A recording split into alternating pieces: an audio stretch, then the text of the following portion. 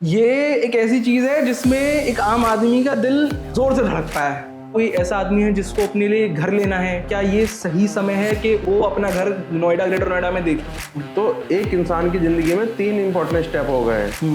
Same life partner, आपकी job है business, तीसरा आपका रियल एस्टेट एजेंट, प्लस आपकी नॉलेज के ऊपर ही सामने वाले के पैसे का रिस्क है। लेकिन वहीं अगर आप 1 करोड़ की कमर्शियल प्रॉपर्टी इन्वेस्ट करते हैं जी, तो आपको उसकी जो रेंटल वैल्यू हो बीच में आ जाएगी आराम से। अगर आप समय में 5 साल पीछे जा पाए, उस टाइम पर आप अपने आप को कौन सी इन्वेस्टमेंट एडवाइस देते?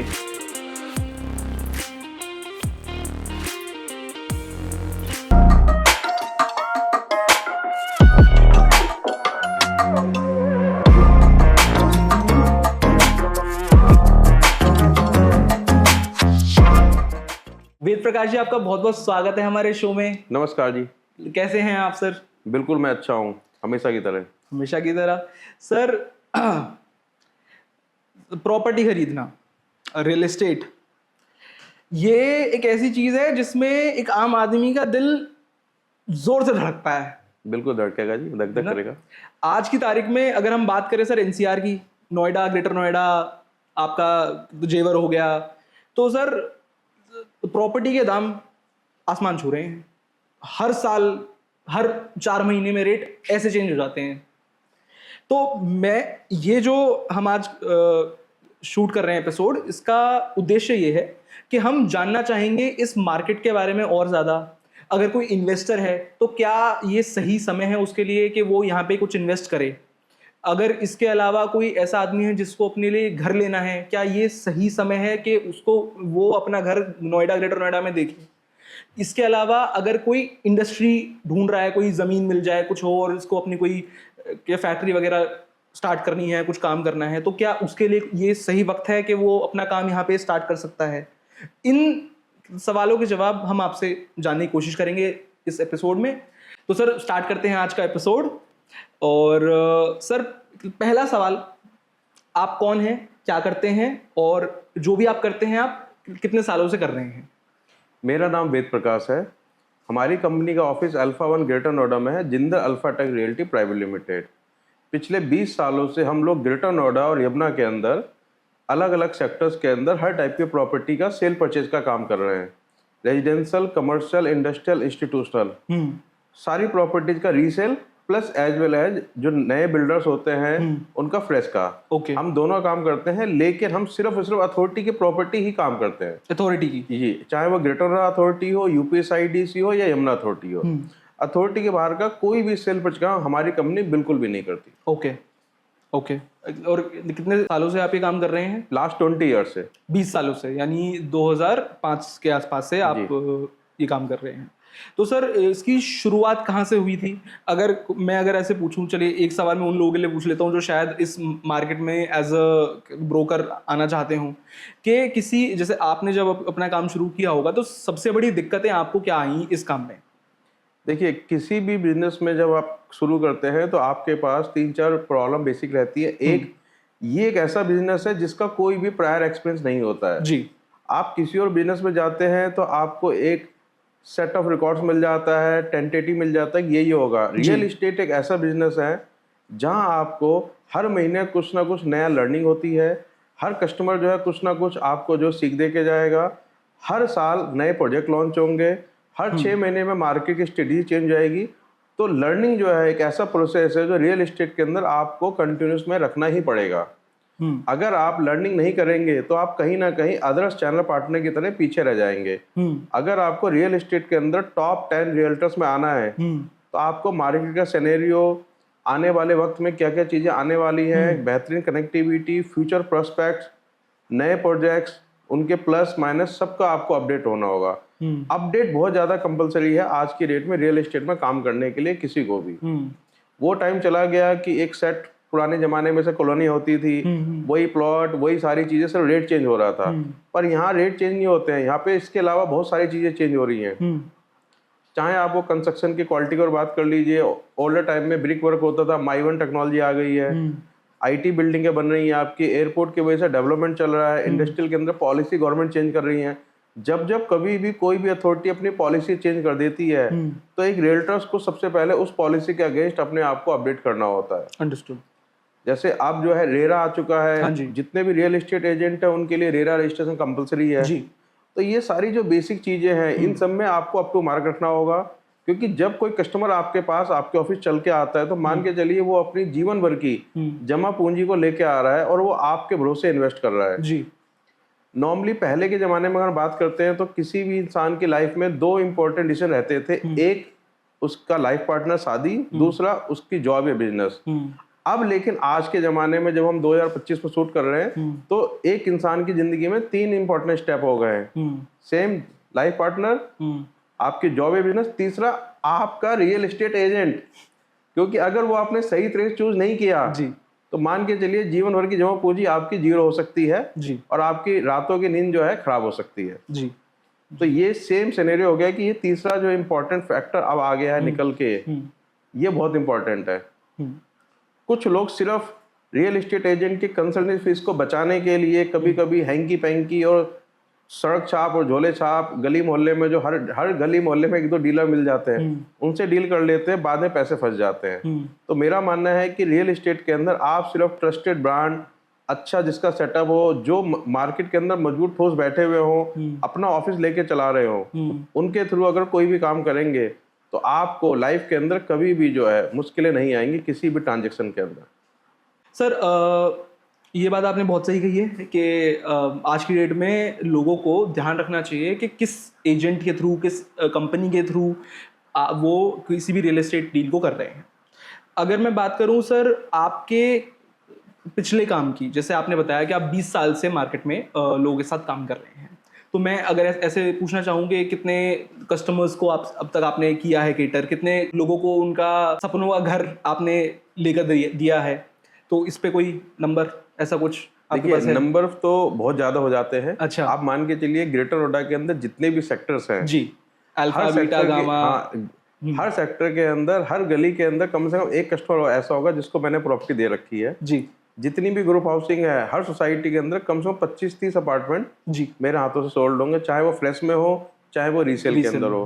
अब तो मोमेंट ये है कि क्या ग्रेटर नोएडा यमुना का कोई भी क्लाइंट सामने आके बैठेगा जी तो मैं सिंपल पूछता हूँ सर आप कहाँ रहते हैं जी, और वो जो भी लोकेशन बताता है मैं उसी लोकेशन के 3-4 घर बता देता हूँ जी ये कहते हैं हाँ, मैंने कहा जी उनको पूछ लेना, उनको मैंने प्रॉपर्टी दी हुई है जी। क्योंकि प्रॉपर्टी देना और उस कस्टमर के साथ आपके जो टर्म्स हैं वो बात तक कंटिन्यू रखना, ये दोनों में डिफरेंस आ जाता है। जी। मोस्ट आर्बिट टाइम क्या होता है, कस्टमर किसी ब्रोकर से प्रॉपर्टी तो ले लेता है लेकिन रजिस्ट्री के बाद में कस्टमर और ब्रोकर के टर्म्स जो है खत्म हो जाते हैं। हमारे केस में बिल्कुल डिफरेंट है। अगर एक बार आपने हमारे थ्रू कोई भी प्रॉपर्टी ले ली उसके बाद आपके फ्यूचर के जितने भी रेफरेंस हैं वो सारे के सारे हमारे पास आ जाएंगे, क्योंकि अपनी डील के अंदर आप देखेंगे clarity, transparency plus technical knowledge. जी। टेक्निकल नॉलेज का मतलब ये होता है कि एक डील हो गई, एक कॉमन रेट सेट हो गया तो सबको पता है जी। लेकिन एक प्रॉपर्टी के सेल परचेज के अंदर बहुत सारे स्टेप्स होते हैं जी। लीगल डॉक्यूमेंट की चेकिंग रहती है, बैंक लोन का प्रोसेस रहता है, अथॉरिटी का टीएम का प्रोसेस रहता है, उसके बाद में रजिस्ट्री का प्रोसेस रहता है। तो एक अच्छा रियल एस्टेट एजेंट जो होता है उसको ये सारी चीजें बखूबी पता होनी चाहिए और पहले दिन ही कस्टमर को पता होना चाहिए कि उनके बाकी सारे प्रोसेस में कितना टाइम लगेगा और कितने पैसे खर्च हो जाएंगे। कभी कभी क्या कुछ ब्रोकर ये हिसाब लगा ही नहीं पाते हैं। जैसे आपको पता होना चाहिए सर्कल रेट किस सेक्टर का कितना है, मिनिमम सर्कल रेट वैल्यू कितनी बैठ रही है जी। तो ये बहुत सारी चीजें होती हैं, क्वेश्चंस होते हैं। मैं देखता हूँ कि ब्रोकर हैं 5 साल पुराने, 10 साल पुराने, बट आज भी वो अपने समय से बहुत पीछे चल रहे हैं। उनको जरा सा पूछ लो कि हाँ जी ओमिक्रॉन 3 का सर्कल रेट क्या, तो उन्हें नहीं पता है। इस यहाँ का अलॉटमेंट क्या है नहीं पता है। बस उनको ये पता है कि हाँ उनके पास एक एजेंट है या एक दूसरा कोई ब्रोकर है, वो बता देगा जी इतना खर्चा लगेगा। मेरा मानना है कि अगर आपको पूरी लाइफ यही काम करना है, तन मन धन से काम करना है, तो आपको सारी चीजें आनी चाहिए। प्लस आपकी नॉलेज के ऊपर ही सामने वाले के पैसे का रिस्क है। अगर आपको अच्छी नॉलेज है तो आप सामने वाले को फंसने नहीं देंगे जी। अगर आप ही को नहीं पता है तो यकीन जानिए फिर तो उस पार्टी का पैसा जो अटकेगा भी और डूबेगा भी। इसीलिए हम लोग जो है जब भी कोई डील करते हैं तो हम एक कॉस्ट शीट बना के देते हैं क्लाइंट को कि सर ये सारे स्टेप है, इतने पैसे लगेंगे, इसके अलावा कोई भी पैसा लगेगा तो हमारी जिम्मेदारी है। तो ये जो भरोसा हम सामने वाले को देते हैं उसी भरोसे की वजह से लोग आते हैं और फिर वो औरों को भी रेफर करते हैं। जी सर, मुझे याद है जब करीब 4-6 महीने पहले हमने आपके लिए ऐड शूट किया था। तो तो उस टाइम पर आपने बोला था कि आपने रियल एस्टेट का एक कोर्स भी आपने किया हुआ है, तो उस कोर्स के बारे में थोड़ा आप मुझे बता सकते हैं? हाँ, जब मैं प्रॉपर्टी के बिजनेस में आया तो मैंने देखा कि हमारे यहाँ पे प्रॉपर्टी के बिजनेस में ग्रेटर नोएडा में खासकर यहाँ पे बहुत सारे ऐसे लोग हैं जिन्हें मतलब ढंग से इनफैक्ट एग्रीमेंट भी पढ़ना नहीं आता है, जी। या कुछ को एग्रीमेंट के अलावा डॉक्यूमेंट चेक करने नहीं आते हैं, तो वो ऐसे लोग भी प्रॉपर्टी काम कर रहे हैं। फिर जैसे मैं एक बार किसी काम से चंडीगढ़ गया तो वहां मैंने देखा कि चंडीगढ़ के अंदर कोई भी जो रियल एस्टेट एजेंट है प्रॉपर्टी काम करेगा जी। तो उसको वहां की कंसर्न अथॉरिटी में अपना रजिस्ट्रेशन करना होगा। जी। तो मुझे लगा कि हो सकता है फ्यूचर में कभी ग्रेटर नोएडा नोएडा अथॉरिटी भी कोई ऐसी पॉलिसी निकाल दे कि यस, जो पर्टिकुलर एक क्राइटेरिया दे देंगे कि हाँ जी, इस क्राइटेरिया को जो फुलफिल करेंगे वही हमारे ऑथराइज चैनल पार्टनर बनेंगे, रियल एस्टेट एजेंट बनेंगे। अनफॉर्चुनेटली 2025 हो गया, ऐसी कोई पॉलिसी अथॉरिटी ने निकाली नहीं एक्सेप्ट रेरा। तो मैंने उस वक्त को ध्यान रखते हुए एडवांस में ही गुरु गोविंद सिंह यूनिवर्सिटी से एक रियल एस्टेट एजेंट का डिप्लोमा कर लिया था, जिसकी क्लासेस मेरी दिल्ली लोधी रोड में होती थी। अच्छा। तो ग्रेटर नोएडा से daily up down Lodhi road का किया है मैंने, सिर्फ इसलिए कि फ्यूचर में कभी अथॉरिटी को ऐसी पॉलिसी निकाल देगी तो first come first serve basis पे मैं अपना रजिस्ट्रेशन प्रायोरिटी बेस करा लूंगा। अंडरस्टूड। और मैं ग्रेटर नोएडा के टॉप पोस्ट में अपने आप शामिल हो जाऊंगा। जी। सेकेंडली, एजुकेशन कभी बेकार नहीं जाती। वहाँ पे भी जो सीखा है वो आज भी काम आ रहा है जी। और चीजें जैसे जैसे सामने आती रहती हैं तो हम लोग सीखने के लिए हमेशा तैयार रहते हैं। सर, ये बिल्कुल मतलब आपने बात बिल्कुल सही कही है, और आदमी अपने काम को लेके इतना सीरियस है कि जो चीज़ आज नहीं कोई मांग रहा तो भी कर ली, कल को चाहिए होगा तो देख लेंगे। इसके बाद सर अभी जैसे पूछना मैं वैसे ये चाह रहा था कि आपने कौन से मेजर ऐसे प्रोजेक्ट्स जो आपके अपने रहे हों, जो आपने हैंडओवर किए हैं, आपने सेल जिसमें करी है? सर देखिए, हम लोग जो है अभी पिछले 2 साल से जो मेजरली सेल परचेज कर रहे हैं वो हमारे 2 कमर्शियल प्रोजेक्ट हैं। ओके। पहला प्रोजेक्ट है केबी कॉम्प्लेक्स, ये सेक्टर अल्फा 2 के अंदर लोकेटेड है जी। रेडी टू मूव प्रोजेक्ट है, complete ready to move, CC हो चुका है, ओसी हो चुका है, रजिस्ट्री ओपन है, बैंक लोन है। ग्रेटर नोएडा के अंदर इससे अच्छी लोकेशन, इतने अच्छे कम प्राइस में रेडी टू मूव कहीं भी नहीं मिलेगा आपको। ओके। अगर आप किसी भी कमर्शियल प्रोजेक्ट से कंपेयर करेंगे जो आज की डेट में अंडर कंस्ट्रक्शन है जी, उसके प्राइस से भी जो एटलीस्ट 20% बिलो के रेट है यहाँ पे। ओके। रेडी टू मूव है, लोकेशन बेटर है और प्लस कोई भी फेक कमिटमेंट नहीं है, जो है सामने है। हम वहाँ पे शॉप सेल करते हैं, एंड यूजर को अपना बिजनेस शुरू कर सकते हैं डे 1 से। अगर कोई इन्वेस्टर आता है तो ऑलरेडी हमारे पास रेंट पे उठी शॉप्स रहती हैं। हम वो कस्टमर का विजिट कराते हैं कि सर देखो ये टेनेंट है, आपको इतना रेंट दे रहा है, जिस दिन आपकी रजिस्ट्री हो जाएगी उसके नेक्स्ट डे से ये सेम रेंट आपको मिलने लग जाएगा। तो उस टाइप के प्रोडक्ट को बेचने में आपको जो खुद अपनी सेटिस्फैक्शन होती है उसका कोई अल्टरनेटिव नहीं है। जी। कस्टमर को कोई भी वट नहीं है, शॉप सामने है, मार्केट तैयार है, ब्रांड सामने है, प्राइस फिक्स है, रेंट फिक्स है और फ्यूचर के अंदर एप्रिसिएशन अनलिमिटेड है। जी। क्योंकि ईयर टू ईयर जो है प्राइस भी बढ़ेगा और रेंट भी बढ़ेगा। तो इससे ज्यादा सेफ इन्वेस्टमेंट आज की डेट में पूरे ग्रेटर नोएडा के अंदर मुझे नहीं लगता कुछ और है। प्लस एक चीज होती है कमर्शियल के अंदर location, sector alpha 2 prime location है, सुबह 10 से लेके रात के 12 बजे तक कभी भी आप आ जाइए, आपको अपने आप ही फील गुड हो जाएगा कि यस, इससे अच्छी मार्केट कोई नहीं है।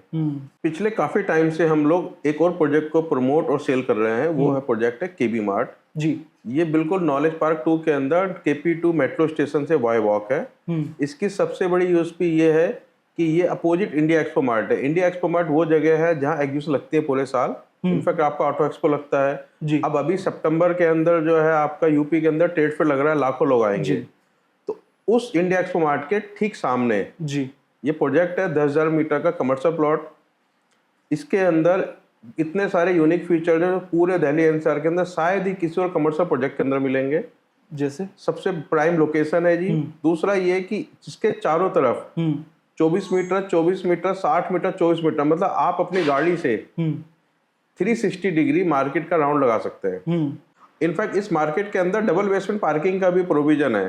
तो डबल बेसमेंट पार्किंग है, ample parking space plus open parking space है जी।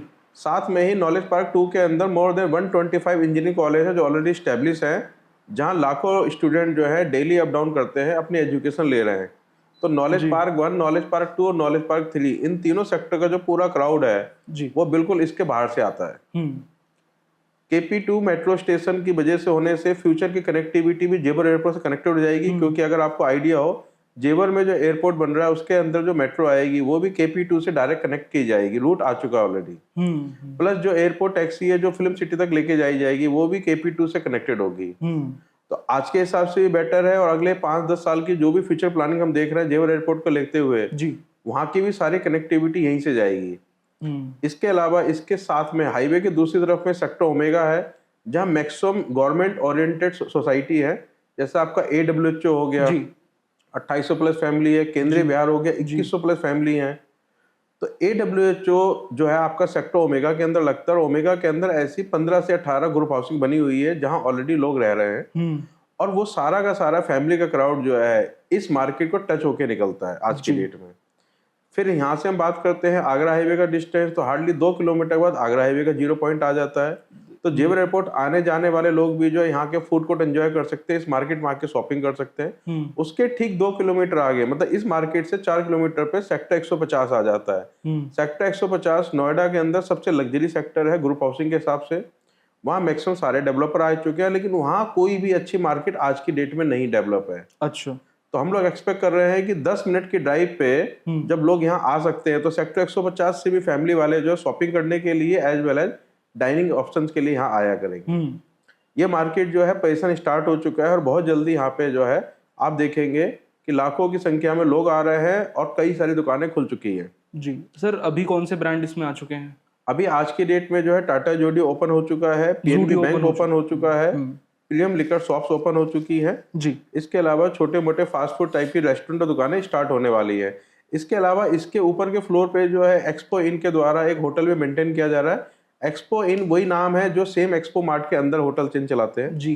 तो उनका जो है एक पूरा फ्लोर प्लेट उन्होंने यहाँ पे लिया हुआ, और इसके अंदर भी एज ए होटल चलेगा। तो आप मान के चलिए कि यहाँ पे आने वाले दिन के अंदर ऑल ओवर इंडिया से लोग आएंगे और यहीं पे स्टे क्या करेंगे। तो ऐसी जगह जहाँ पे आपके पास कस्टमर जो है हर वक्त अवेलेबल है, तो मुझे नहीं लगता इस मार्केट को चलने से कोई भी चीज रोक पाएगी। जी सर, जैसे आपने जेवर एयरपोर्ट की बात करी और द एक्सप्रेसवेज की बात करी, तो अब क्योंकि ग्रेटर नोएडा हमने सबने अपनी आंखों के सामने बसता हुआ देखा है जी, है ना, कि अब से कहाँ 20 साल पहले खाली सा ही पड़ा था और अब लोग आते जा रहे हैं इस शहर में। तो ये जेवर एयरपोर्ट आने से और एक्सप्रेसवेज तो यहाँ पे है ही, आपको क्या लगता है कि एयरपोर्ट से वैसे कि इंफ्रास्ट्रक्चर प्रोजेक्ट्स पे, इंडस्ट्रियल उस पे कितना फर्क पड़ेगा? देखिए, मेरा ऐसा मानना है कि अगर आपको किसी भी सिटी को फास्ट डेवलप करना है जी, तो वहाँ की गवर्नमेंट को सिर्फ 2 चीजों पर फोकस करना जरूरी है। एक कनेक्टिविटी, दूसरा एम्प्लॉयमेंट। ओके। आप बस ये 2 चीजें दे दीजिए, कनेक्टिविटी इंफ्रास्ट्रक्चर डेवलप कर दीजिए और एम्प्लॉयमेंट दे दीजिए, उस शहर को डेवलप होने से कोई नहीं रोक सकता। ग्रेटर नोएडा और यमुना के अंदर ये दोनों चीजें भर भर के आई हुई हैं। नोएडा एक्सप्रेसवे डेवलप है, आगरा हाईवे 0 पॉइंट से स्टार्ट है जो आपका लखनऊ तक कनेक्टेड हो चुका है जी। जेवर एयरपोर्ट के साथ में दिल्ली एनसीआर की मैक्सिमम कनेक्टिविटी ऑलरेडी कनेक्टेड है। In fact Ganga expressway, Mumbai expressway भी कनेक्टेड हो चुका है आज की डेट में जी। इसके अलावा दिल्ली एनसीआर का जो रिंग रोड है आपका, जिसे हम लोग बोलते हैं आपका KMP, Kondli Manesar Palwal, eastern prefer expressway और वेस्टर्न प्रेफर एक्सप्रेसवे, दोनों कनेक्टेड है डायरेक्टली यमुना एक्सप्रेसवे के साथ में। तो आप देखेंगे कि फ्यूचर के अंदर कनेक्टिविटी, जैसे फरीदाबाद से जो है पुल तैयार हो चुका है 15 मिनट में ग्रेटर नोएडा। ग्रेटर नोएडा के अंदर जो लोग बैठे हुए जेवर एयरपोर्ट हार्डली 20 to 25 मिनट्स जी। तो कनेक्टिविटी ही ज्यादा इंपॉर्टेंट आज की डेट में। इसके अलावा दूसरी जो मैं आप बात कर रहा था कि आपका एम्प्लॉयमेंट जी, नोएडा, ग्रेटर नोएडा आज की डेट में ऑल ओवर इंडिया लेवल पे मोबाइल मैन्युफैक्चरिंग हब बन चुका है जी। मोबाइल मैन्युफैक्चरिंग हब का मतलब सैमसंग का प्लांट यहाँ पे ऑलरेडी ऑपरेशनल है, वीवो आ चुका है, हायर आ चुका है, काफी ज्यादा मैन्युफैक्चरिंग कंपनी और ज्यादा प्लांट लगा रही हैं जी। तो आगे आने वाले 10 से 15 साल के अंदर नोएडा, ग्रेटर नोएडा के अंदर सेमीकंडक्टर प्लांट के अलावा मैक्सिमम मोबाइल मैन्युफैक्चरिंग यहीं होंगी।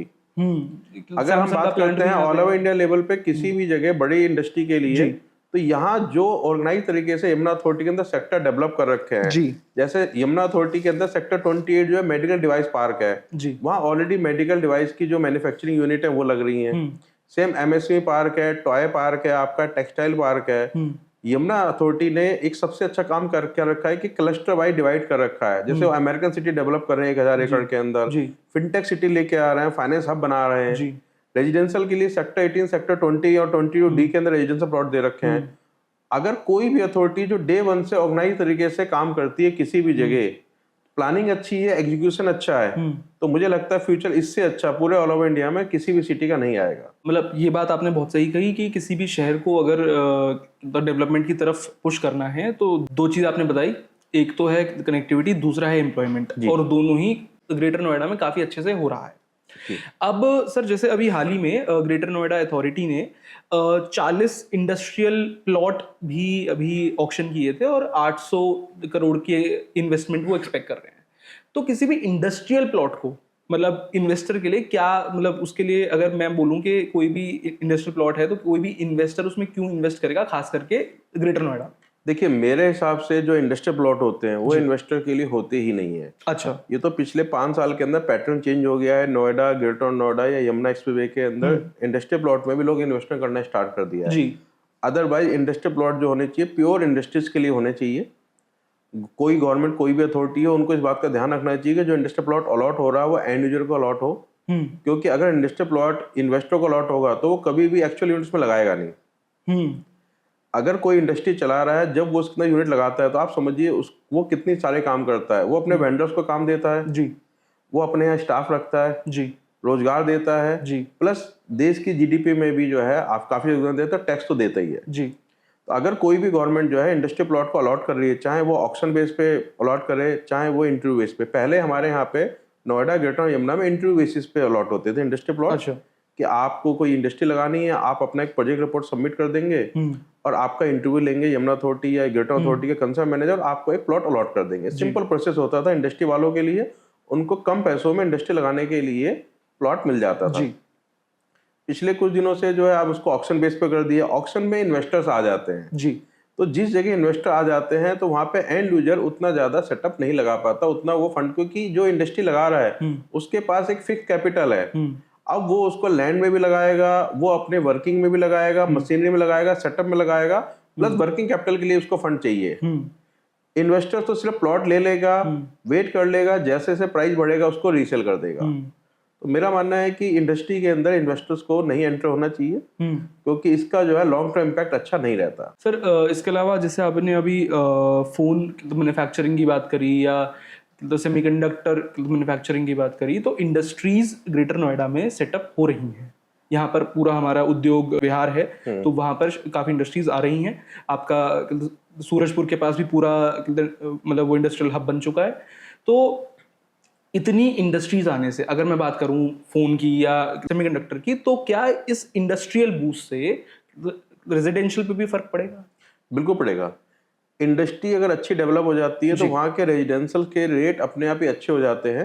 रीजन ये है कि जैसे अगर आप रोहतक से हैं, हरियाणा से हैं, फरीदाबाद से कहीं से भी हैं, अगर आप जॉब नोएडा, ग्रेटर नोएडा, यमुना में कर रहे हैं तो यकीन जानिए 6 महीने, 1 साल, 1.5 साल आप विद फैमिली यहाँ शिफ्ट होंगे।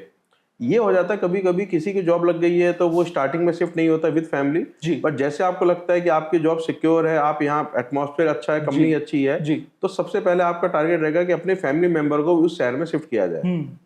तो किसी भी जगह जहाँ इंडस्ट्री डेवलप हो जाती है वहाँ का रेजिडेंशियल अपने आप ही ग्रो कर जाता है। अंडरस्टूड।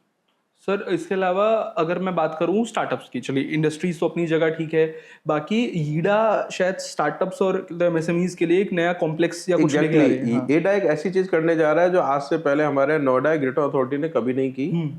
वो कुछ जो है स्टार्टअप के लिए अलग से यूनिक डिजाइन करके जो है स्टार्टअप यूनिट के लिए इंडस्ट्रियल सेटअप तैयार कर रहे हैं। इनफैक्ट ईडा जो है कुछ इंडस्ट्री प्लांट तैयार कर रहे हैं जिनको रेंट पे भी देंगे कि ऐसे इन्वेस्टर, ऐसे स्टार्टअप कंपनी जिनके पास वर्किंग कैपिटल ज्यादा नहीं है तो ईडा उनका इंटरव्यू लेके उनको लॉन्ग टर्म पे लीज पे देगी। ओके। तो ईडा मतलब Yamuna express industrial development authority होती है जिसके अंदर जेवर एयरपोर्ट का निर्माण चल रहा है, जहाँ फिल्म सिटी आने वाली है। दर्शकों के लिए बता रहा हूँ कि ईडा एक शॉर्ट वर्ड है, पूरी अथॉरिटी है। ये ऐसी चीजें लेके आ रहे हैं जो आज से पहले किसी अथॉरिटी ने सोचा तो सही लेकिन इंप्लीमेंट नहीं किया। एडा वो काम कर रही है जो इंप्लीमेंटेशन भी कर रही है। पूरा डेडिकेटेड सेक्टर डेवलप करके लेके आ रहे हैं, चाहे वो इंडस्ट्री हो चाहे वो रेजिडेंशियल हो। तो मुझे लगता है आने वाले 10-15 साल तक यहाँ का भविष्य जो बहुत उज्जवल है और जो लोग भी यहाँ पे आज इन्वेस्ट करते हैं उनको आनंद आएगा। चलिए सर, मतलब इसके अलावा सर अगर आज की डेट में बात करें कि हमें रेजिडेंशियल वर्सेस कमर्शियल, तो किसका आरओआई ज़्यादा है? अगर मैं बोलूं कि आज अगर मेरे पास कुछ लमसम है पैसे और मुझे इन्वेस्ट करना है या मैं देख रहा हूं, तो क्या मैं एक रेजिडेंशियल के सेक्टर या प्लॉट में इन्वेस्ट करूं या कमर्शियल में इन्वेस्ट करूं? देखिए आज की डेट में ना पैटर्न बिल्कुल बदल गया है। अगर आप एंड यूजर हैं जी तो नेचुरल है आपको रेजिडेंशियल में इन्वेस्ट करना चाहिए, चाहे भले आप उसमें घर लीजिए, अपार्टमेंट लीजिए। अगर आपके पास बजट अच्छा है तो रेडी टू मूव में जाएंगे आप, और बजट अच्छा नहीं है तो आप अंडर कंस्ट्रक्शन में भी रेरा अप्रूव प्रोजेक्ट में जा सकते हैं। आप किसी भी टाउनशिप के अंदर प्लॉट भी बुक कर सकते हैं, या आप किसी ग्रुप हाउसिंग के अंदर अपनी यूनिट बुक कर सकते हैं। वहां आपको एक सहूलियत हो जाती है कि आपको पेमेंट देने के लिए आपको 1.5, 2, 3, 4 साल जैसा builder to builder payment time होता है वो मिल जाता है। लेकिन अगर हम बात करते हैं प्योर इन्वेस्टमेंट की, तो मेरा मानना है रेजिडेंशियल वर्सेस कमर्शियल, इसके अंदर कमर्शियल हमेशा अपर लेवल रहता है। अपर लेवल इसके पीछे 3-4 छोटे छोटे फैक्ट्स फिगर्स हैं जी। नंबर 1, अगर आप कोई भी रेजिडेंशियल प्रॉपर्टी लेते हैं, सपोज जैसे एग्जांपल के लिए आपने एक 1 करोड़ की रेजिडेंशियल प्रॉपर्टी ले ली जी, तो 1 करोड़ की रेजिडेंशियल प्रॉपर्टी के अंदर आपको जो रेंटल वैल्यू आएगी वो हार्डली 10, 12 या 15 हजार महीना आएगी आज की डेट में। अच्छा। लेकिन वहीं अगर आप 1 करोड़ की कमर्शियल प्रॉपर्टी इन्वेस्ट करते हैं जी, तो आपको उसकी जो रेंटल वैल्यू है वो 25,000 से लेके 40,000 के बीच में आ जाएगी आराम से। अच्छा। तो ये एक तो डिफरेंस हो गया रेंटल का कि ऑलमोस्ट डबल का फर्क आ गया। जी, सेकेंडली ये कि रेजिडेंशियल प्रॉपर्टी के अंदर क्या रहता है, कंस्ट्रक्शन ऑलवेज डेप्रिसिएट होती है। 3 से 5 साल के बाद में आपको अपनी रेजिडेंशियल प्रॉपर्टी के अंदर री इन्वेस्ट करना होता है। चाहे वो आप व्हाइट वॉश कराएं, चाहे आप पाइप चौक हो गए चेंज कराएं, कुछ भी। अगर फुल्ली फर्निश यूनिट है तो फर्नीचर चेंज करेंगे। हर 3 से 5 साल बाद आपको रेजिडेंशियल प्रॉपर्टी को मेंटेन करने के लिए कुछ ना कुछ पैसे उसमें लगाने पड़ते हैं। कमर्शियल प्रॉपर्टी के अंदर अच्छी बात क्या रहती है, अगर आपके लॉन्ग टर्म लीज होगी 9 साल के लिए, तो आप बिल्कुल निश्चिंत हैं क्योंकि टेनेंट जो है इस प्रॉपर्टी को टेक केयर कर रहा है। देखिए क्या होता है कि ये अपनी अपनी साइकोलॉजिकल होती है। सेम क्लाइंट अगर वो रेजिडेंशियल अपार्टमेंट रेंट पे रह रहा है तो उस प्रॉपर्टी को तो टेक केयर नहीं करेगा, लेकिन वही क्लाइंट अगर आपसे शॉप लेके रेंट पे चला रहा है तो वो उस प्रॉपर्टी को बहुत ज्यादा हाईली मेंटेन करेगा, क्योंकि वहां से उसका बिजनेस चल रहा है। किसी भी जगह जब कस्टमर जिस चीज से अर्न कर रहा होता है उस प्रॉपर्टी को ज्यादा टेक केयर करता है। दूसरा ये रहता है कि रेजिडेंशियल में कभी कभी क्या होता है, अगर टेनेंट पुराना हो गया तो आपसे बोलेगा कि सर आप सैलरी इतनी बढ़ नहीं रही है, खर्चे बढ़ रहे हैं, तो आप रेंट मेरा इतना ज्यादा एज पर दी फार्मूला 10% हर साल इंक्रीज मत कीजिए। कमर्शियल के अंदर फिक्स फार्मूला रहता है कि हर साल आपका रेंट बढ़ेगा तो बढ़ेगा। रेजिडेंशियल के अंदर टेनेंट ये हो सकता है कि छोटे मोटे रेंट के लालच में प्रॉपर्टी आपकी वैकेंट कर दे और आजू बाजू वाली प्रॉपर्टी में शिफ्ट हो जाए, नियर बाय नेक्स्ट गली में चला जाएगा, नेक्स्ट ग्रुप हाउसिंग चला जाएगा। कमर्शियल के अंदर कस्टमर जो है कभी भी चेंज नहीं होता, टेनेंट आपका चेंज नहीं होगा, क्योंकि उस शॉप से उसका बिजनेस चल रहा है, उसको पैसे अर्न हो रहे हैं, वहीं उसका जीएसटी रजिस्ट्रेशन है, वहीं उसके बिलिंग बुक है, सारी चीजें हैं। तो आप कमर्शियल में इन्वेस्ट करते हैं तो आपको रेंटल से परेशान होना नहीं है, क्योंकि रेंटल टाइम पे भी आएगा और हर साल एज पर दी एग्रीमेंट आपको अप्रिशिएट भी मिलेगा। इसके अलावा हम बात करते हैं लॉन्ग टर्म के हिसाब से कि आपने आज एक रेजिडेंशियल प्रॉपर्टी इन्वेस्टमेंट कर लिया, 5 साल बाद उसका रेट कंपेयर करेंगे, और आज आपने शॉप ले लिए 5 साल बाद उसका रेट कितना बढ़ेगा। देखिए प्राइस तो दोनों के बढ़ते हैं, रेजिडेंशियल भी बढ़ता है, कमर्शियल भी बढ़ता है। कुछ जगह ये देखने में आया कि रेजिडेंशियल फास्ट बढ़ गया, कमर्शियल स्लो बढ़ा, कुछ जगह कमर्शियल फास्ट बढ़ गया, रेजिडेंशियल स्लो बढ़ा। तो ये डिपेंड करता है आपकी प्रॉपर्टी की लोकेशन के ऊपर कि कमर्शियल में अगर आप इन्वेस्ट कर रहे हैं, अगर वो अच्छी लोकेशन है तो उसका रेट आपको रेजिडेंशियल से ज्यादा अप्रिशिएट करेगा। प्लस कभी कभी लोग कंपेरिजन में रेंट काउंट नहीं करते हैं जी। 5 साल तक जो आपने रेंट लिया है उसको भी अगर आपने कहीं भी लगाया, चाहे आपने एफडी में लगा दिया, म्यूचुअल फंड में लगा लिया, तो वो एप्रिसिएशन एक तरफ आ गया, प्रॉपर्टी का एप्रिसिएशन एक तरफ आ गया। अगर आप दोनों का ऐड करेंगे तो कमर्शियल हमेशा वेटेज में रहेगा एज कम्पेयर टू रेजिडेंशियल। तो अगर हम इन्वेस्टमेंट की बात करते हैं तो हम लोग हमेशा अपने कस्टमर को यही समझाते हैं कि सर अगर आप इन्वेस्टमेंट कर रहे हैं तो आप रेजिडेंशियल से कमर्शियल इन्वेस्टमेंट कीजिए, क्योंकि आपकी इन्वेस्टमेंट नहीं है, बाद में टेक केयर नहीं है, मेंटेनेंस नहीं मांगती आपकी कमर्शियल प्रॉपर्टी।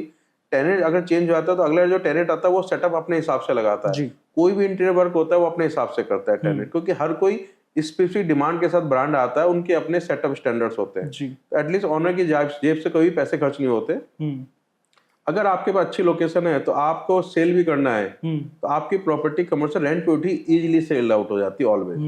रेजिडेंशियल में सम टाइम कभी कभी डिफिकल्टी आती है कि आपने जो काम करा रखा है, सामने वाला कस्टमर आपके इंटीरियर को बोल देगा जी तो जीरो है, मैं तो चेंज कराऊंगा, आप कुछ नहीं कर सकते। कमर्शियल में ये वाली प्रॉब्लम कभी नहीं आती।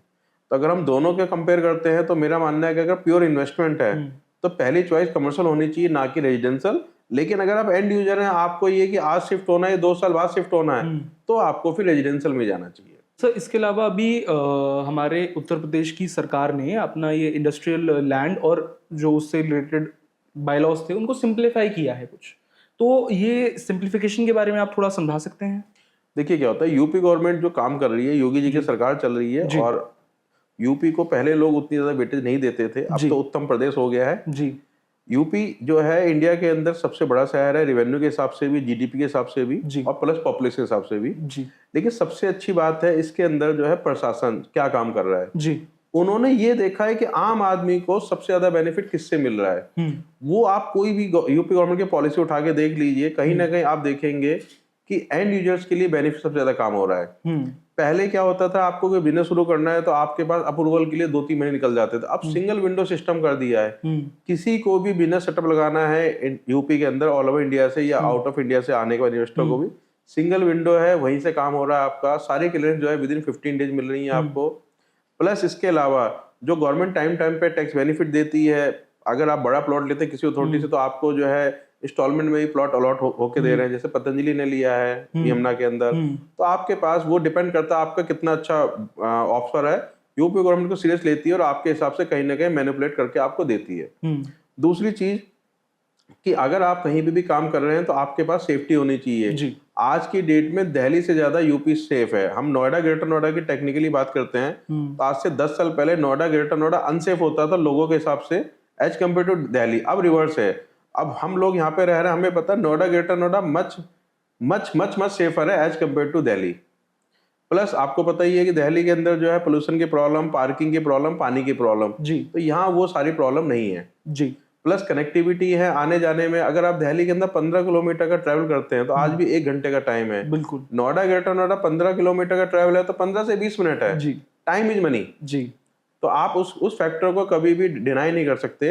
आज की डेट में जो जनरेशन है भाई, हम लोग कहीं भी जा रहे हैं तो हम किलोमीटर नहीं देख रहे हैं, हम लोग टाइम देख रहे हैं। जी। आज की डेट में कोई भी ये नहीं देखता कि 15 किलोमीटर 20 किलोमीटर, लोग टाइम देख रहे हैं। जी।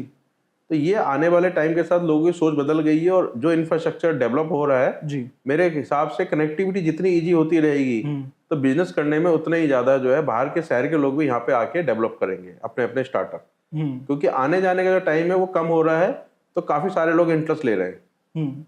सर मतलब जैसे आप तो 20 साल से इस इंडस्ट्री में काम कर रहे हैं, पहले और अब में अगर मैं एक एंड यूजर की बात करूं, एक ऐसा आम आदमी जिसको घर खरीदना था, तो उसकी साइकोलॉजी में क्या फर्क आपने देखा होगा? जैसे कि अगर मैं बोल दूं कि पहले आदमी सोचता था कि यार बस घर मिल जाए, अब आदमी देखता है कि घर तो ठीक है पर उससे मेरा ऑफिस आना जाना, बच्चों का स्कूल, हॉस्पिटल, मार्केट, पार्क, सब चीजें उसको चाहिए। लाइफस्टाइल में चेंजेस आ रहे हैं। क्या होता है ना, पहले लोग सिर्फ घर खरीदते थे, आज की डेट में लोग घर नहीं खरीद रहे हैं। अच्छा। आप लोग लाइफस्टाइल ही खरीद रहे हैं। अच्छा जी। होता ये है कि कहीं ना कहीं जो है सोशल मीडिया इसका बहुत ज्यादा जिम्मेदार है। जी। आज की डेट में मैं और आप कुछ भी हैं, फेसबुक, इंस्टाग्राम, जितने भी सोशल मीडिया प्लेटफॉर्म है सबसे कनेक्टेड है। और आप ये देखते हैं कि आपको घर के अलावा और क्या क्या चाहिए। घर तो सबको चाहिए पर घर के अलावा एड ऑन के अंदर, जैसे अगर आप हाई रेंज में ले रहे हैं, आप देखेंगे उसके अंदर आपके पास स्विमिंग पूल भी होगा, क्लब भी होगा, विद इन मार्केट कॉम्प्लेक्स भी होगा, पावर बैकअप भी रहेगा, कार पार्किंग भी रहेगी, बच्चों खेलने के लिए किड्स एरिया भी रहेगा। जी। इसके अलावा कनेक्टिविटी के उसके विद इन 5 किलोमीटर के अंदर क्या क्या चीजें हैं। आपको स्कूल भी चाहिए, आपको हॉस्पिटल भी चाहिए, आपको पेट्रोल पंप भी चाहिए, आपको मल्टीप्लेक्स भी चाहिए। ठीक है जी।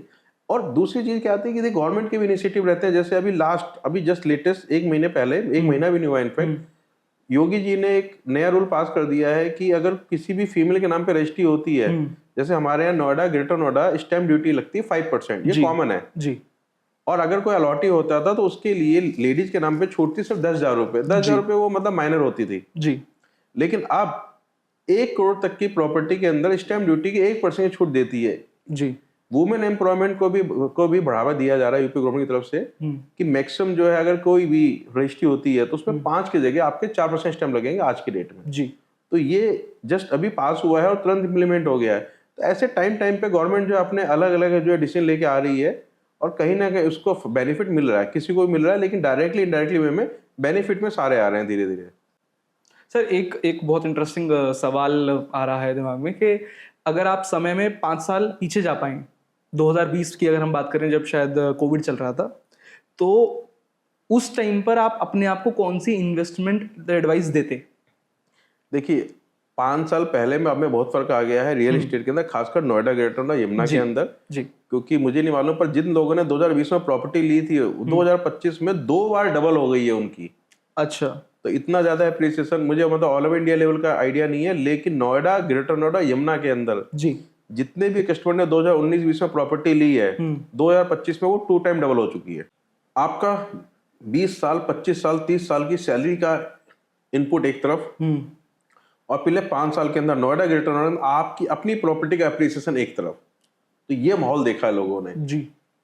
जो लोग ये कहते थे कि यार हमारी प्रॉपर्टी तो जो है 1 करोड़ से ऊपर कभी नहीं होगी, उनकी प्रॉपर्टी भी 5 साल के अंदर 3 करोड़ प्लस की हो गई है जी।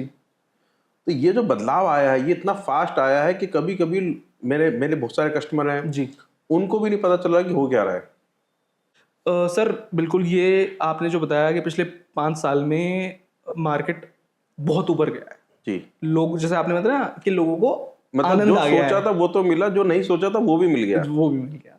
बट सर अब जैसे 2025 अगस्त चल रहा है, तो अब रियल एस्टेट मार्केट में थोड़ी सी स्टेबिलिटी है कि इस टाइम पर रेट जो चल रहे हैं काफी टाइम से ये इसी के आसपास हैं, हिल नहीं रहे, बहुत ज्यादा नीचे भी नहीं जा रहे, बहुत ज्यादा ऊपर भी नहीं जा रहे। तो क्या किसी को अगर आज की डेट पे कुछ खरीदना है, चाहे वो कमर्शियल हो, रेजिडेंशियल हो, इंडस्ट्रियल हो, तो क्या उसको और वेट करना चाहिए या ये सही समय है? बहुत अच्छा चीज पूछी आपसे। मुझसे रेगुलर जो मेरे ऑफिस में लोग आते हैं ये चीज पूछते हैं। अच्छा। देखिए क्या हुआ, 2025 में जो है ऑलरेडी मार्केट जो है आज की डेट में रियल एस्टेट की नोएडा, ग्रेटर नोएडा, यमुना के अंदर थोड़ी सी कुछ सेक्टर में डाउन हुई है 10-15%, अब स्टेबल चल रही है। जी। मेरा मानना है कि ये राइट टाइम है इन्वेस्टमेंट करने का। अच्छा, चाहे आप एंड यूजर है चाहे आप इन्वेस्टर हैं, ऐसा क्यों? क्योंकि अब और डाउन नहीं जाएगी, जो रुकना था वो रुक गई है। अभी हम देख रहे हैं अगले 6 महीने में काफी सारी चीजें आने वाली हैं। एयरपोर्ट की ओपनिंग हो जाएगी, फिल्म सिटी की ओपनिंग हो जाएगी, मार्केट के अंदर फंड फ्लो स्टार्ट हो जाएगा, क्योंकि यमुना अथॉरिटी जो है काफी ज्यादा फार्मर को जो कंपनसेशन का पैसा डिस्ट्रीब्यूट कर रही है, तो कहीं ना कहीं मार्केट के अंदर फंड आने वाला है। जब मार्केट के अंदर फंड आ जाता है तो रेट अपने आप ही इंक्रीज हो जाती है, क्योंकि डिमांड बढ़ जाती है। सेकेंडली ये कि जैसे अगर आप प्रॉपर्टी, जैसे बहुत सारे कस्टमर ऐसे हैं जिन्हें अपनी प्रॉपर्टी सेल भी करनी है और दूसरी जगह लेनी भी है, तो वो रुके हुए कि मार्केट तेज हो जाएगी। मेरा मानना है कि नहीं, अगर आपको अपनी प्रॉपर्टी सेल करके दूसरी जगह प्रॉपर्टी लेनी है तो आप अभी निकाल दें। रीजन ये है कि आज आपके प्रॉपर्टी के जो है कस्टमर कम है, उनका प्राइस आपको उतना अच्छा नहीं मिल रहा है, लेकिन दूसरी जो प्रॉपर्टी लेंगे वो भी तो कम में मिलेगी। अगर आपके प्रॉपर्टी का प्राइस बढ़ेगा, जो आप वेट करेंगे, तो जब आप उसको सेल करके दूसरी लेंगे तो उसका भी बढ़ चुका होगा। तो प्रॉपर्टी बेच के अगर आपको प्रॉपर्टी लेनी है तो बिल्कुल भी हेजिटेट होने की जरूरत नहीं है, आपको तुरंत डिसीजन ले लेना चाहिए। प्लस अगर इन्वेस्टर्स हैं जिनको लग रहा है कि अब मार्केट डाउन है और मैंने आप इन्वेस्टमेंट कर दिया, क्या पता और डाउन हो जाए, देखिए, तो मेरा अपना जो हमारे अपनी कोई कैलकुलेशन रहती है जो नॉर्मली मैं यहाँ शेयर नहीं कर सकता, बट मेरा अपना मानना है इससे ज्यादा नीचे डाउन नहीं जाएगी और बहुत जल्दी जो है काफी ज्यादा चेंजेस आने शुरू हो जाएंगे और धीरे धीरे मार्केट ग्रो हो जाएगी। तो जो भी इन्वेस्टर जो है जिनको लग रहा है कि नहीं ये बेस्ट टाइम नहीं, तो मेरा मानना है कि नहीं, इससे ज्यादा बेस्ट टाइम दोबारा नहीं आएगा। नोएडा, ग्रेटर नोएडा, यमुना के अंदर इन्वेस्टमेंट करने वालों के लिए इससे ज्यादा अच्छा बेस्ट टाइम दोबारा नहीं आएगा। दोबारा नहीं। रेजिडेंशियल प्लस कमर्शियल, जो जिसका जितना बजट हो, आप दुकान ले, प्लॉट ले, इनफैक्ट स्टूडियो ले लीजिए। स्टूडियो का काफी ज्यादा क्रेज चल रहा है, क्योंकि स्टूडियो के अंदर आपको 5 से 6% का आरओई आज की डेट में आ रहा है। जो आपका बजट है, जो आपकी प्रॉपर्टी, लेकिन हाँ, प्रॉपर्टी ले तो देख से सोच समझ के ले। तो सर इसमें अगर मैं बात करूं कि सोच तो समझ के, अगर मैं मान लेते हैं, अगर मेरे पास बहुत ज़्यादा नहीं है पैसे और मैंने किसी अंडर कंस्ट्रक्शन प्रोजेक्ट में इन्वेस्ट करना चाहा, तो मुझे कैसे पता चलेगा कि यार ये कंप्लीट होगा या मेरा पैसा फंस जाएगा? सर देखिए, अभी आज की डेट में क्या, अगर आप पहली बात तो आप कोशिश कीजिए 90% तो आप रेडी टू मूव प्रॉपर्टी में जाएं, वो आपकी रिस्क फ्री प्रॉपर्टी होगी। ठीक है। बट वही है कि अगर फंड नहीं है और आपको लगता है नहीं टाइमली हम जो है कमिटमेंट करके उसको फुलफिल कर सकते हैं जी, तो लोग बुकिंग करा लेते हैं, चाहे रेजिडेंशियल हो कमर्शियल है जी। तो देखिए, सबसे पहले तो ये है कि आप हमेशा रेरा अप्रूव प्रोजेक्ट में जाएं। नोएडा, ग्रेटर नोएडा के अंदर काफी ज्यादा इलीगल प्लॉटिंग काम भी होता है। हम डेली न्यूज़पेपर पढ़ते हैं कि बुलडोजर ने आया, गिरा के गया, बुलडोजर आया, सील करके गया है। तो एक तो सबसे पहली बात तो ये है कि आप ओनली रेरा अप्रूव प्रोजेक्ट में जाएं। अगर किसी प्रोजेक्ट के अंदर रेरा नंबर है, मतलब वो वैलिड भी है, वो लीगल भी है। और रेरा का होने का मतलब है कि डायरेक्टली जो मॉनिटरिंग है गवर्नमेंट की है, तो वो प्रोजेक्ट पूरा होगा। एक तो एश्योरेंस ये हो गई आपको। दूसरा, सेकेंडली आप ये कर सकते हैं, जो पर्टिकुलर बिल्डर है, जो डेवलपर है, उसका आप पास्ट का ट्रैक रिकॉर्ड निकाल सकते हैं। देखिए, नेट फ्री है इंडिया के अंदर, गूगल जिंदाबाद। आप कोई भी प्रोजेक्ट, कोई भी डेवलपर लेते हैं, उसके पास के कि उन्होंने कब लॉन्च किया, कब डिलीवर किया, कस्टमर्स का फीडबैक क्या है, कंप्लेंट्स क्या है, अगर कोई आज की डेट में जरा सा आपको टाइम लगाना, नेट पर आपको किसी भी प्रोजेक्ट की, किसी भी डेवलपर की सारे प्लस माइनस आ जाते हैं। बस लोग क्या करते हैं, एजेंट्स जो है कभी कभी अपने कमीशन के चक्कर में उनको झांसे में लेते हैं, मिसगाइड करते हैं। तो आप उनकी बात सुने, एजेंट की बात ध्यान से सुने, लेकिन साथ में अपना दिमाग भी लगाएं, अपनी पूरे प्रोजेक्ट की जांच पड़ताल करें, बेस्ट रेट में डील लें, क्योंकि डेवलपर क्या है, टाइम टाइम पे अच्छे अच्छे ऑफर भी निकालते रहते हैं।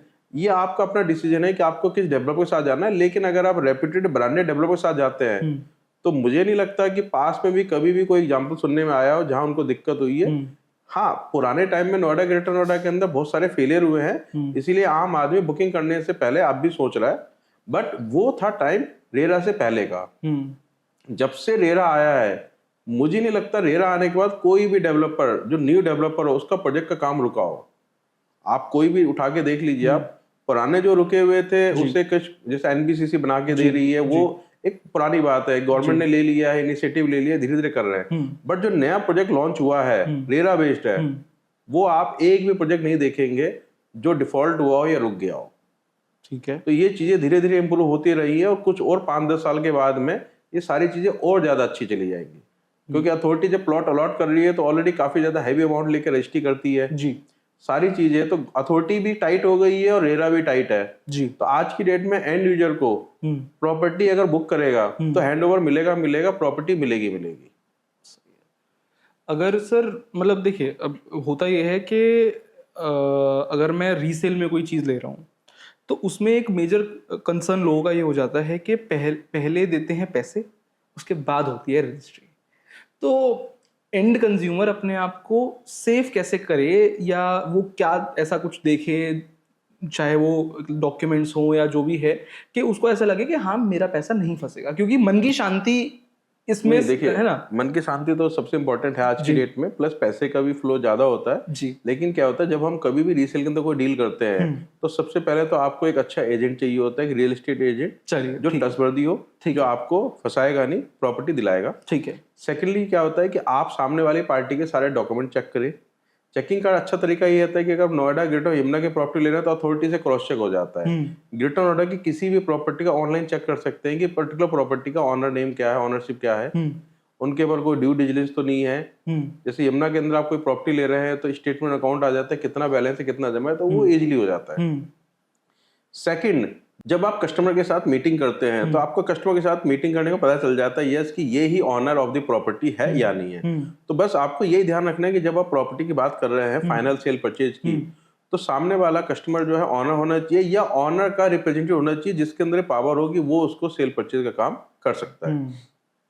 फिर सबसे आसान तरीका होता है एडवांस। हमारे यहाँ एडवांस होता है रीसेल में, जिसमें आपका एक एग्रीमेंट टू सेल बन जाता है। एग्रीमेंट टू सेल की लैंग्वेज को कस्टमर को ध्यान से पढ़ना चाहिए, उसके अंदर सारी चीजें मेंशन होती हैं, आपका पेमेंट टाइम भी, पेमेंट स्टेप भी, प्लस हमारे यहाँ पे चूंकि टीएम हो जाता है, ट्रांसफर ऑफ मेमोरेंडम, तो वो एक इंपॉर्टेंट स्टेप है। टीएम अगर कस्टमर के नाम पे हो गया है तो वो पूरा सेफ है। प्लस कुछ लोग सेफ्टी के लिए क्या करते हैं, एग्रीमेंट से रजिस्टर्ड कर लेते हैं। अच्छा। तो अगर आप रजिस्टर एग्रीमेंट से कर लेते हैं तो आपके पास रिस्क फैक्टर जो है 0 हो गया है। अच्छा। जी हाँ, ये एग्रीमेंट से रजिस्टर करने से लोग बचते हैं, I don't know why, but अगर आपको बिल्कुल पीस ऑफ माइंड के साथ काम करना है तो आप एग्रीमेंट से रजिस्टर कर लीजिए। सेलर बायर बिल्कुल फ्रीज हो जाते हैं दोनों। आप कभी भी देखेंगे न्यूज़पेपर के अंदर जो भी न्यूसेंस की न्यूज आ जाती है वो वही रहती है, या तो कच्ची रसीद बनी हुई है, कच्चा एग्रीमेंट बना हुआ है। तो अगर आप स्टार्टिंग कच्चे काम से करेंगे तो आप कहीं ना कहीं जो है सफर करेंगे। बट आप सारी चीजें, भाई आप पैसे दे रहे हैं, प्रॉपर्टी ले रहे हैं, आपका राइट है, हक है आपका, आप प्रॉपर एग्रीमेंट बनवाइए, प्रॉपर डॉक्यूमेंट चेक कीजिए, प्रॉपर डॉक्यूमेंट की फोटोकॉपी रखिए। और वैसे कुछ लोग क्या कस्टमर ये करते हैं कि बैंक लोन कर लेते हैं, उन्हें पता है कि हमारे व्याप पे बैंक ड्यू डिलिजेंस चेक कर लेगा। तो ये भी एक प्रोसेस होता है लोगों का प्रॉपर्टी लेने का, कि रिक्वायरमेंट है या नहीं, थोड़ा सा बैंक लोन ले लिया। पर अगर आप बैंक लोन नहीं भी ले रहे हैं तो भी आप जो है एक सेट ऑफ रूल्स रेगुलेशन है वो आप फॉलो कीजिए, तो आप कभी भी जो है टेंशन में नहीं आएंगे। सर ये मतलब ये एक मतलब इसमें से बहुत चीज़ें ऐसी थी जो मुझे भी नहीं पता थी, और सर आपने इतनी जानकारी हमें दी, उसके लिए आपका बहुत बहुत शुक्रिया। Thank you. सर अब यहाँ हम इस एपिसोड को एंड करते हैं, और मुझे उम्मीद है कि हमारे जितने भी लोगों ने देखा होगा वीडियो, उन्होंने ज़रूर कुछ नया सीखा होगा रियल एस्टेट मार्केट के बारे में, इन्वेस्टमेंट के बारे में, ग्रेटर नोएडा यमुना में क्या चल रहा है, क्यों उनको आपके पास आना चाहिए अगर उनको कुछ लेना है या बेचना है। और सर इसी के साथ हम एंड करते हैं इस वीडियो को, और आगे मिलते हैं सर आपसे दोबारा कभी। कोई बात नहीं, जितनी बार आप बुलाएंगे मैं आऊँगा। धन्यवाद। ठीक है sir, thank you sir. Okay ji.